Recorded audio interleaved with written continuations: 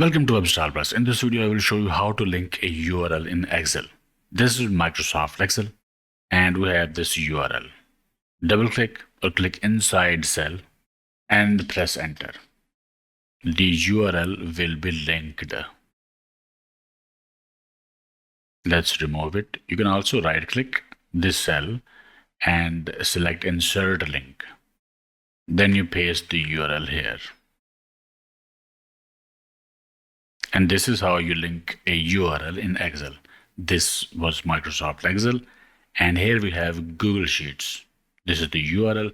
Double click this cell or click inside cell and press enter to link a URL in Excel. Or right click cell, click insert link. Paste the link and press apply.